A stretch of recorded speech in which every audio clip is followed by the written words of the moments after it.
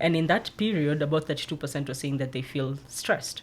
But what has always surprised me year on year is this consistent theme of Kenyans being resilient, where they're saying, even if today things are not working, how can I plan for the future? So this is where the whole business thing comes in. Or like Gen Zs, as Gen Zs might say, if it's giving, then you then you basically just drop it and make your side hustle your full-time hustle and forget about double dealing in a way. Of course, when it comes to capital, at Tala, about 70% of our lending goes to micro and small businesses.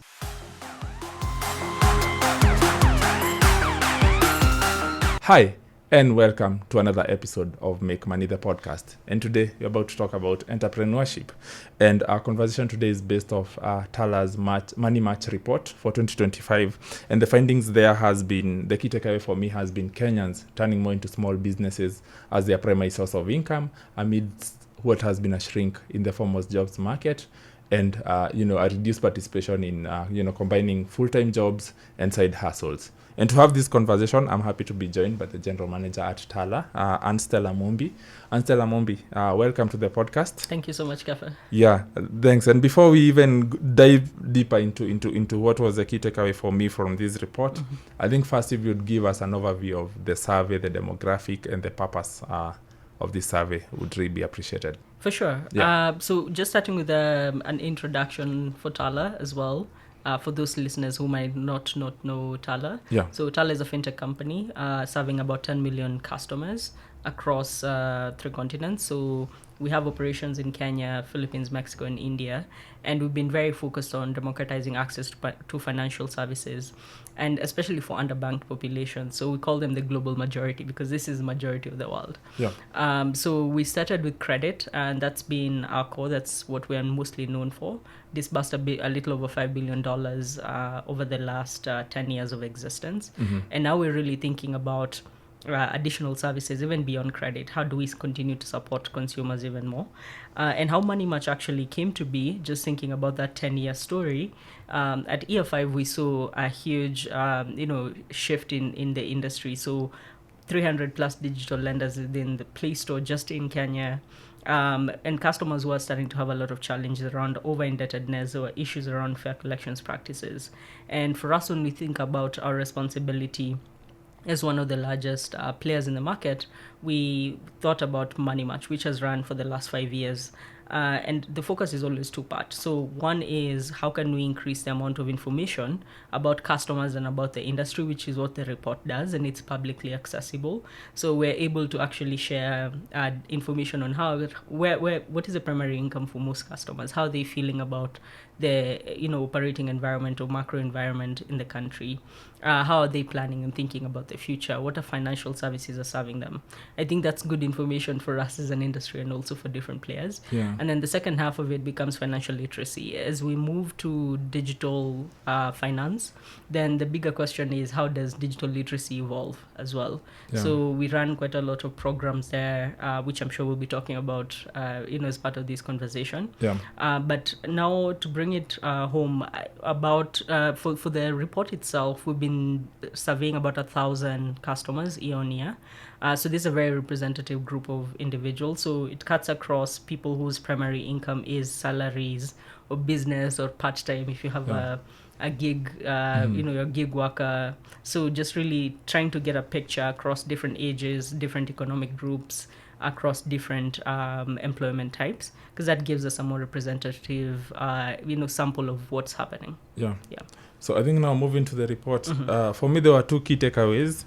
We are seeing Kenyans turning more into small businesses for a livelihood. Yeah. So what we are seeing is job opportunities shrinking, and at the same time, of course, to understand this, I think there's always a point made, confusing correlation and causation, where you think one is causing the other. So if we are to take that finding alone and break it down, is it a factor that there are no jobs, so people are moving into businesses, or jobs are there, but somehow businesses are still favored by the population? Or is it perhaps a combination of a little bit of both here? I think it could be a combination of a bit of both, but the one I'm more confident around is actually this idea of I want financial freedom. Like we've been hearing this a lot from customers. Yeah. So just to share some numbers, and I'm just going to refer to my numbers so I don't get it wrong. It's okay. So we saw primary income for businesses being people who are reporting that primary income, the primary income is coming from businesses, are about 26%. As an example, the year before, that was 19%. Yeah. But why I'm bringing this up is the year before that, this was 29%. So if you compare, for example, 2025 and 2023, it's fewer people. It's actually fewer people than in 2023, or rather, if you compare 2025, it's fewer people than 2023. Yeah. But the numbers are fairly similar, still upwards of 20%. Yeah. So why I bring this up is we're starting to see Kenyans really thinking about, how can I get financial freedom? How can I actually not be dependent on a job? And the other metric that was really important, just to talk about data a bit, in the report we were seeing about 9 in 10 customers saying that their financial lives had gotten harder. So that's majority. So literally very small percentage that is feeling comfortable. And in that period, about 32% were saying that they feel stressed. But what has always surprised me year on year is this consistent theme of Kenyans being resilient, where they're saying, even if today things are not working, how can I plan for the future? So this is where the whole business thing comes in. Because essentially, if you think about someone's day-to-day life, they're thinking, how do I essentially stop paying rent? And then the second thing is, how do I actually have money for my day-to-day expenses? I need to buy household things. I need to actually pay for school fees and so on and so forth. So that's where the idea of business comes in, because if you look at the two top pieces that customers were interested in, they're talking about home ownership and business. So for them, it's about, I need to make sure that my family is secure and we always have a home. And in addition to that, I want to have a business which allows me more freedom of time, more at least I'm more in control of my future. And I can essentially, just get that financial freedom back. And last thing I'll mention is, and I know we'll be talking about salaried individuals, but there's been a big gap today in terms of income versus expenses. Let me give you an example. I love speaking to customers. So I spend quite a bit of time. I'll just go walk in Gara. And if you talk to any business, they'll essentially tell you that life is hard. My expenses are higher than my income. So you find that even for individuals who are salaried, they're feeling the same heat. So if someone sees a path where they could be making a bit more for their families, then you find people actually making the shift. So in that instance, it becomes less about availability of opportunities, but it's more about financial freedom. And I think on the same note, as we see the formal job opportunities shrinking, we also see side hustles taking a hit. And ideally, the way we've always seen side hustles is it becomes a side hustle if I'm doing it on top of a full-time job. So sometimes here correlation might be close to causation. But if you take the question around where we see also side hustles coming down, is it a factor that the shift has generally been, basically you make your side hustle your main hustle and it's no longer a side hustle, and at the same time you're no longer at your full-time job? Is it the same thinking here? I think it could be a mix of both, right? And just to throw around some numbers again, this year we only had 20% of salaried individuals reporting having a side hustle. Looking at 2023, that's 2 years ago, the number was 2x that. It was 40%. So you're completely right. Like there is a big gap. But another number I want to bring up that I think will shed a very clear picture is we had 57% of customers saying that they had no money left for any leisure or entertainment after expenses. So let's talk about how salaried people have side hustles. You find that in most instances, I have a job, I have some extra money, and instead of putting it in a static investment, I decide, let me start a business and get more money. But right now we're seeing salaried individuals having very little disposable income. So you find that even that money to start a side hustle is no longer a reality. And in addition to that, if for Tala as an example, what we've seen customers do, especially salaried customers, is take a loan to start a side hustle, and then they'll repay it once the salary comes. But if you're really tight on your income as exists, then you're unable to even effectively take credit that you can afford to pay to start the side hustle. So I think for me, it's more of a signal of the larger macroeconomic situation where paychecks are very tight right now. And as a result, we're just seeing less and less people having that disposable income, because a lot of people are almost living a bit hand to mouth at this point. Yeah. Yeah.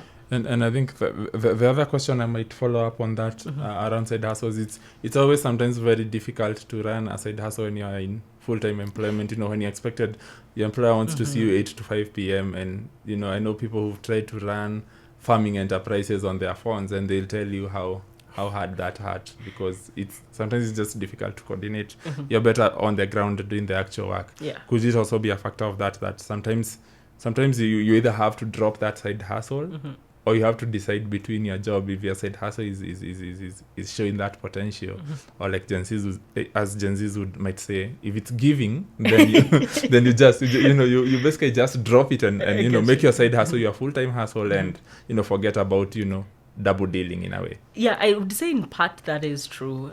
Where like you find most people are almost using side hustles as like a test. Yeah. So instead of leaving a full-time job and not having that financial safety net, then can I test and see what business works? And if something picks up, then I will essentially make a more permanent move. So that is very true.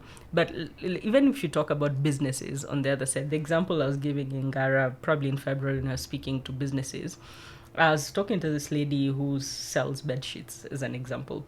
And what she was telling me is like, in a week, I would finish my stock. Right now, it's taking me 2 weeks. So also just putting it out that at the end of the day, who purchases from a business? It is mostly salaried individuals. So back to the point I was bringing up earlier, it's also a tougher time to have a business, because a lot of the people who had a lot of cash to spend no longer have it. So we showed a video at the launch, report launch, and actually what people were saying in that video was, hakuna pesa kwa economy. That's what it feels like for a lot of people. So even why I truly feel strongly that it has a lot to do with the macroeconomic situation is, even if people have that willingness, we know Kenyans are very entrepreneurial. There is that willingness. But right now, do I have the money to start the business? No. Number two, even if I start the business, is it a strong environment where I can actually sell my goods? Then we're not seeing businesses performing as well as they did in the past. In terms, I think in terms of the shift towards entrepreneurship, I always seem to see two themes. There are people who either, like you said, you test out with a side hustle your business idea, and if it works, you switch completely, or you make an actual steps to transition from a full-time job to running your own businesses. But we have this category of people who sometimes, life forces on you, you really have to start that business. Nothing is coming forth. You might have a few coins on the side, and you decide, actually, I'm just going to run on these, and, we'll figure it out as we go.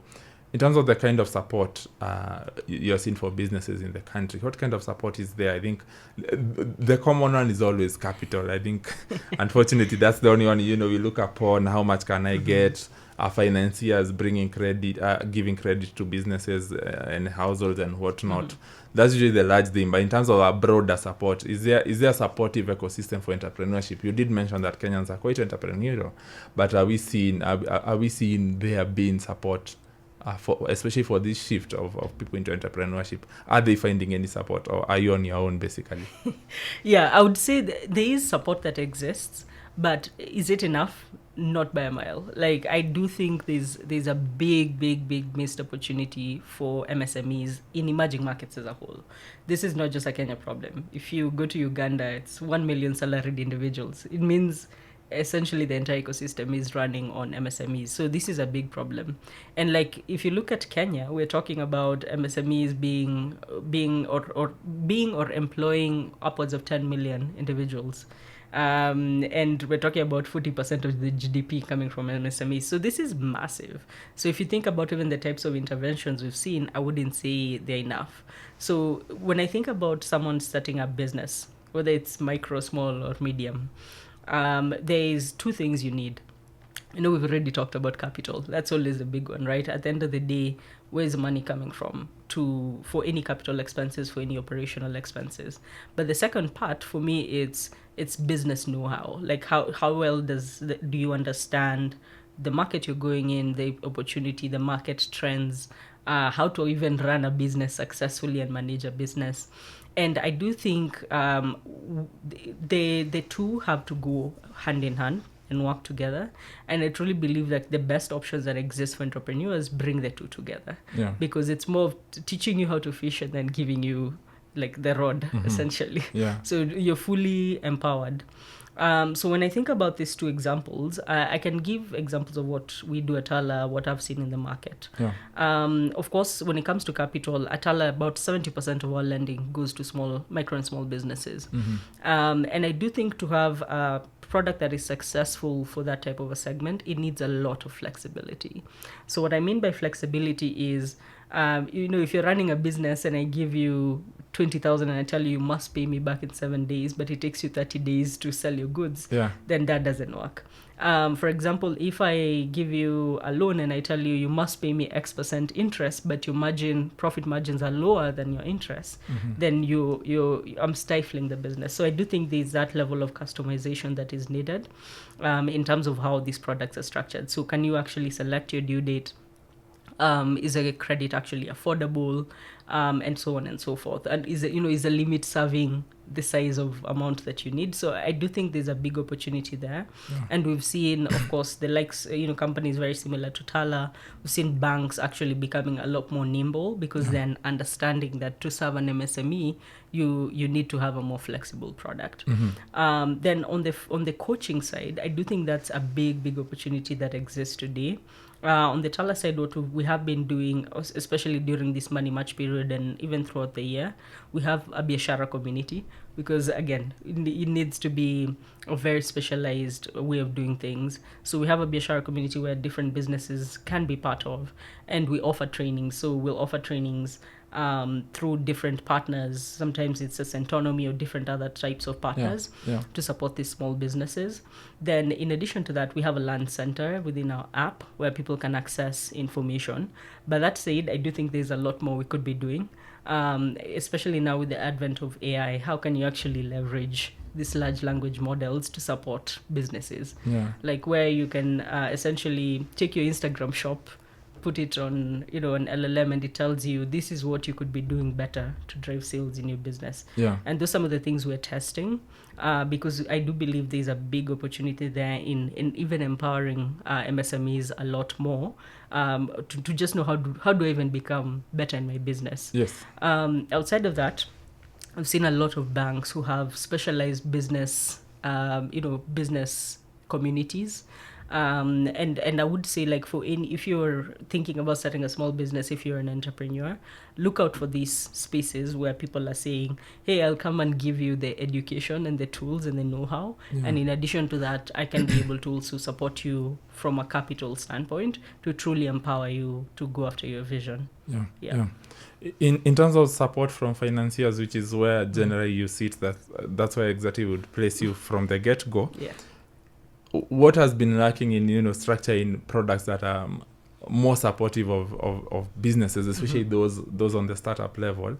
And I know a lot of time you end up taking a facility that does not fit your business, and like you said, I can't come for a short-term loan due in a week, and I'm trying to go buy merchandise and sell it off. Most likely or not, especially on the first get-go, there's a lot of risk of that facility becoming impaired.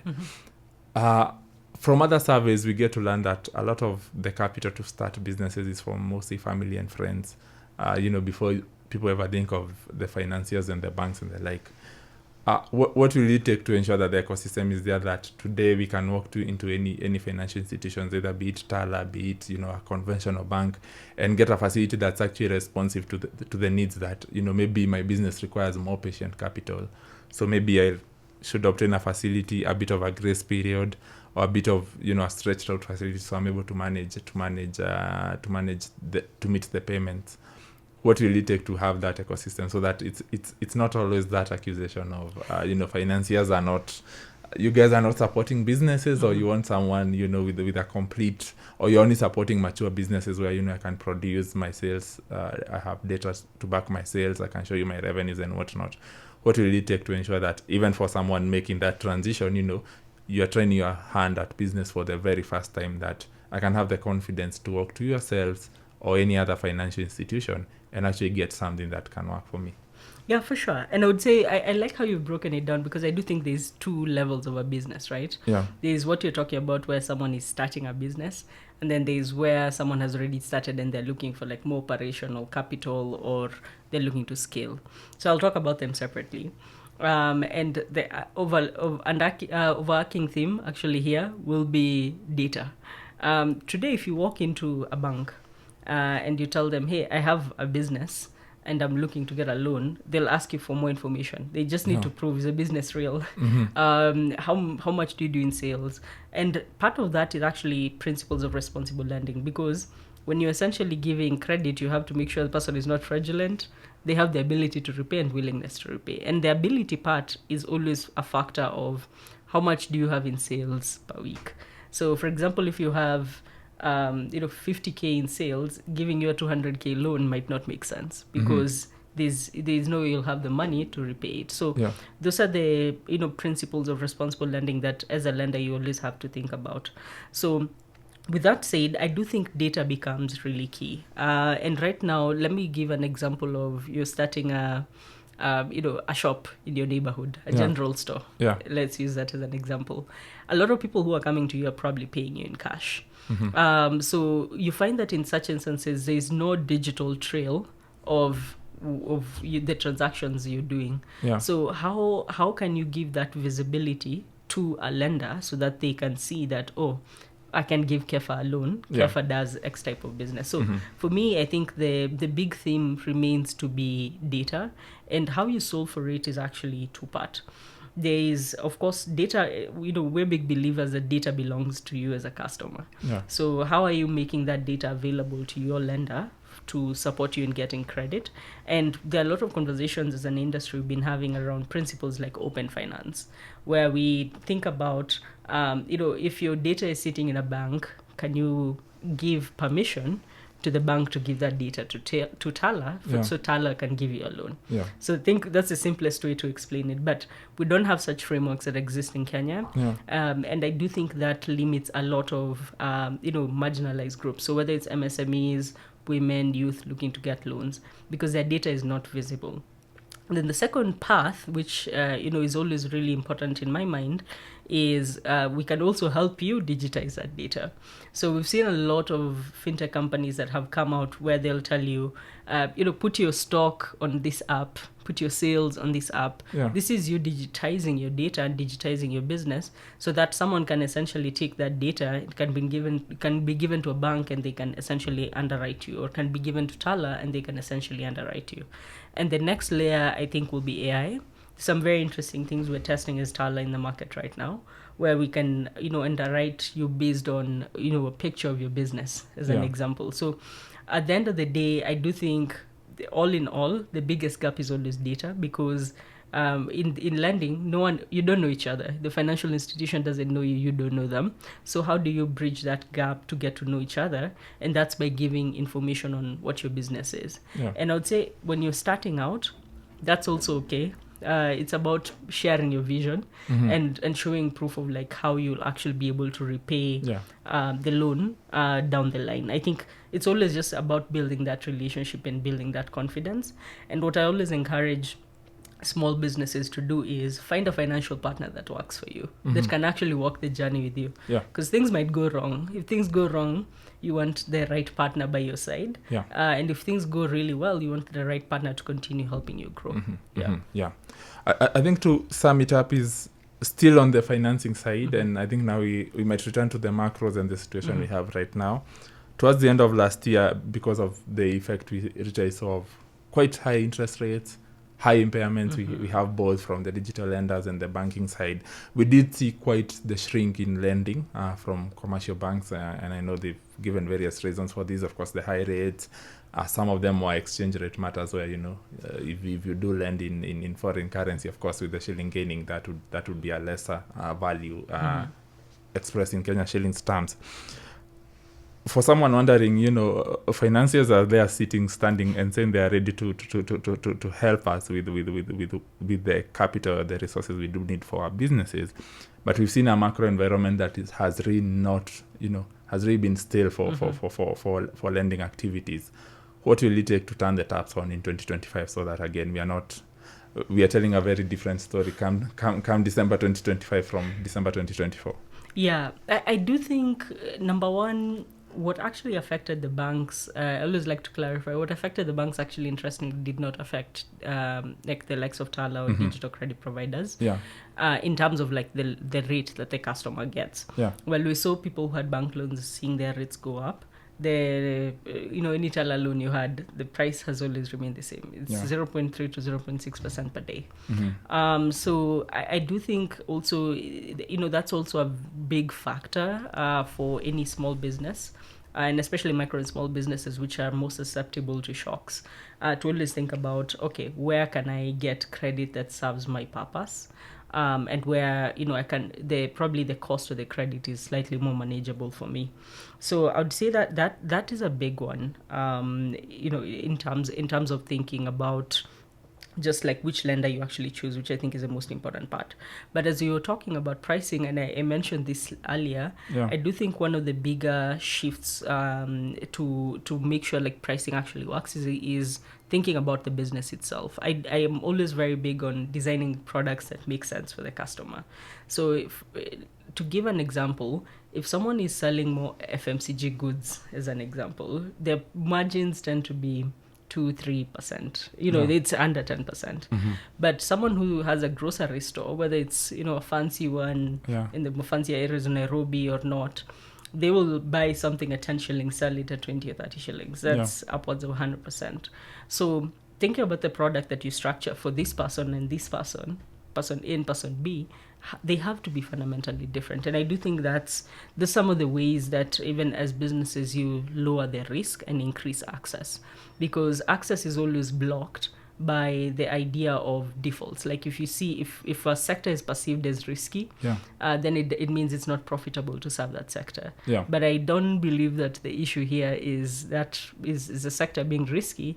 I think the issue has always been, what is the quality of the product that is being given to the customer? Does it serve their needs? Does it match how their businesses actually operate? So I think that is actually how we close a gap. And in addition to that, I know we've talked a lot about data. I am big on data. But I do think if you have the right product coupled with the right data, then the output will be largely successful. All right, great. So Stella, thanks a lot for being on the podcast. Unfortunately, that's the entire time. But I would be glad to have you back. And I think a few things I think would resonate to someone listening is just around digital lending. What's the space also for digital lending? There's always a lot of myth and misconception around the pricing. We've seen the regulator, of course, come in, and that has helped provide some sort of rules to the game in a game that didn't have any rules. Anything went. It was a free hit. So I think today was a conversation around the Money Match report, but I would be glad to have you back around what's happening in the digital space, and a lot of most people listening now would be consumers of your product. So it's always good to consider having you back on the podcast. But for now, much appreciated to have you. Thank you so much, Kepha. I would love to have that conversation, and we can even make it broader into personal finance as a whole. But we think of ourselves as champions of the customer. So any conversation around the industry or personal finance, we're happy to engage. Great. And that has been Stella Mumbi, General Manager for Tala, Kenya. And that has been another episode of Make Money, the podcast. Catch you on the next one. Goodbye.